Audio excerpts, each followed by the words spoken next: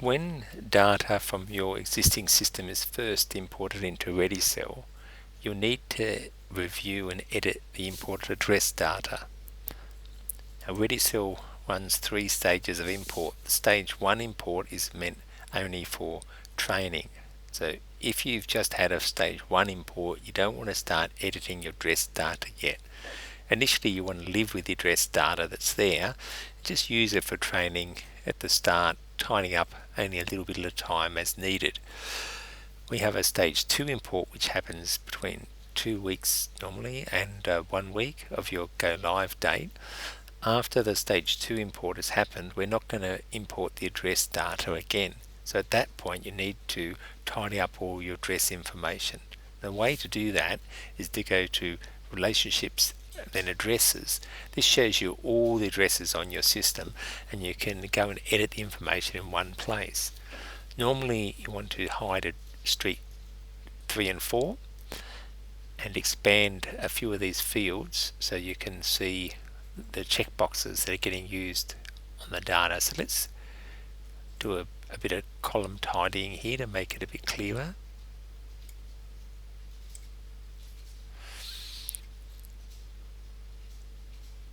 Okay, so the first thing to look for is any addresses that don't have a suburb. So we've got one here. This one doesn't have a suburb, but the address that's been imported, it gives me a clue, Clayton, Victoria. So I can click on suburb here, type in Clayton and find Clayton, Victoria, this one. Now I've fixed the suburb on that address. Now we click save to save the row. If you have many rows to change, like I have here, it's faster to go to Tools, Modification Checking and change it to On Close Only. So now, as I go through and fix up my suburbs, I can do many lines and just save them at the end. So I'm going to do 2. Malaga, Victoria. I don't know the postcode. I would need to go and check that one. This one here. There's only one Zilmere, Queensland, so it filled in. This one here. Again, only one Aspley, Queensland. So you can see I'm filling in the suburbs, and then periodically I'd press save, and that will save all of the addresses at once. In addition to correcting the suburbs, you have to correct the address type. So for example, see this address here, that's not a delivery address and it's a PO box, so that's pretty good. As you scroll down for your addresses, you can look for any that are post office boxes and check that they're not flagged as delivery addresses.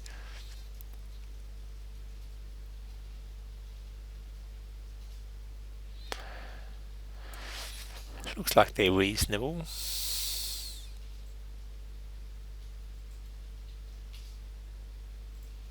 Okay, now if there are any addresses that are archived, you can go and add the archive property to the address and go and archive them if they're no longer used.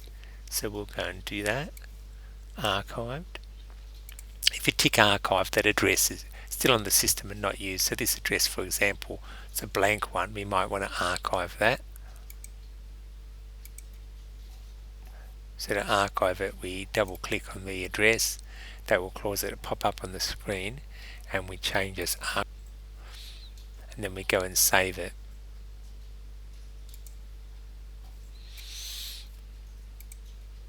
Now some of these addresses may not be appropriate as physical addresses or postal addresses. So for example, this one here,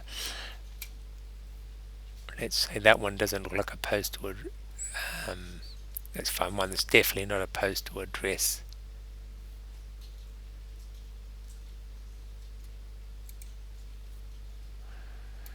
This one doesn't look like a postal address, gate 2. Okay, it's more like a delivery address. So that one probably needs is postal to be turned off.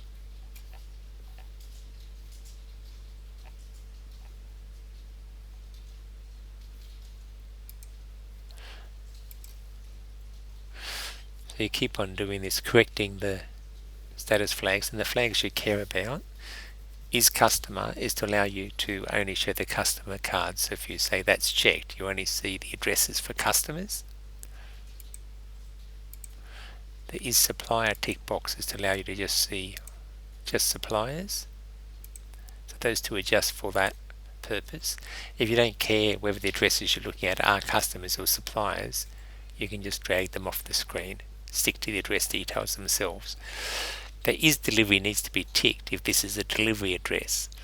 The is accounts address needs to be ticked if that's an address to which we're going to send accounts information, such as invoices or statements or remittances for suppliers.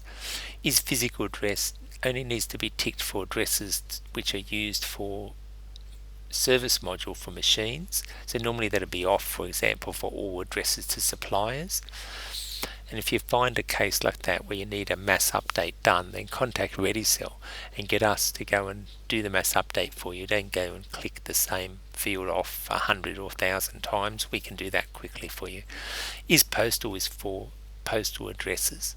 So if there's something that's never going to be used as a postal address, you want to turn that off and make sure that there is at least one postal address for the customer if there are multiple addresses. That's really the basics of editing addresses, and the key thing to remember is get a bit of help from Readysell when you're getting started the first time to help you do it. Don't export data to Excel and then edit it and then expect Readysell to import it back. You better just edit directly straight into this list, and don't start editing this list until you're sure that Readysell is not going to re-import the address data later. Thank you.